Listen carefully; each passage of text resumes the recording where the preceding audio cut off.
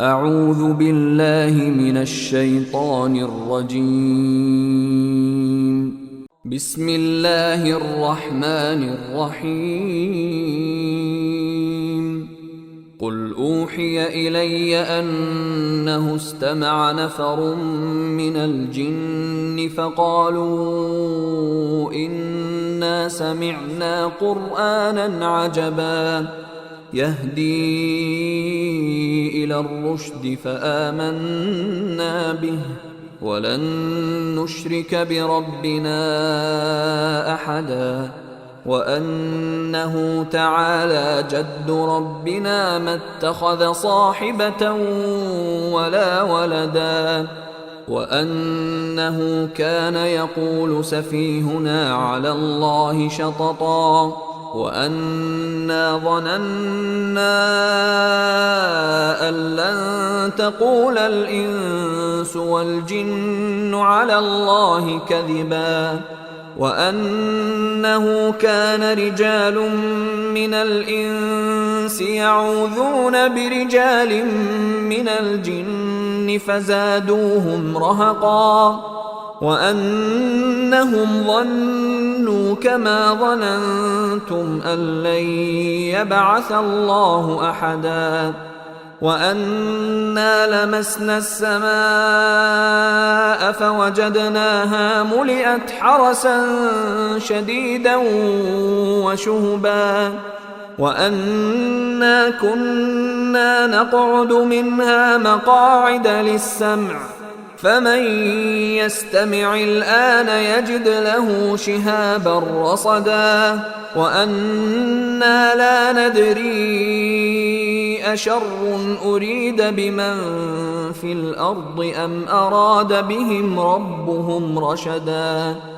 وأنا منا الصالحون ومنا دون ذلك كنا طرائق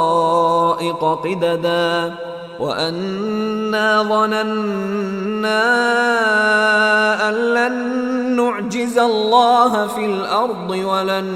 نعجزه هربا وأنا لما سمعنا الهدى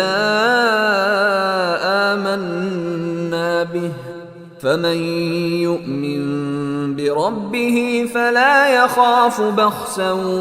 ولا رهقا وأنا منا المسلمون ومنا القاسطون فمن أسلم فأولئك تحروا رشدا وأما القاسطون فكانوا لجهنم حطبا وأن لو استقاموا على الطريقة لأسقيناهم ماء غدقا لنفتنهم فيه ومن يعرض عن ذكر ربه يسلكه عذابا صعدا وأن المساجد لله فلا تدعوا مع الله أحدا وأنه لما قام عبد الله يدعوه كادوا يكونون عليه لبدا قل إنما أدعو ربي ولا أشرك به أحدا قل إني لا أملك لكم ضرا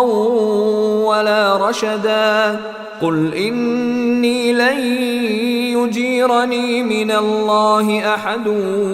ولن أجد من دونه ملتحدا إلا بلاغا من الله ورسالاته ومن يعص الله ورسوله فإن له نار جهنم خالدين فيها أبدا حتى إذا رأوا ما يوعدون فسيعلمون من أضعف ناصرا وأقل عددا قل إن أدري أقريب ما توعدون أم يجعل له ربي أمدا عالم الغيب فلا يظهر على غيبه أحدا إلا من ارتضى من رسول فإنه يسلك من بين يديه ومن خلفه رصدا ليعلم أن قد أبلغوا رسالات ربهم وأحاط بما لديهم وأحصى كل شيء عددا.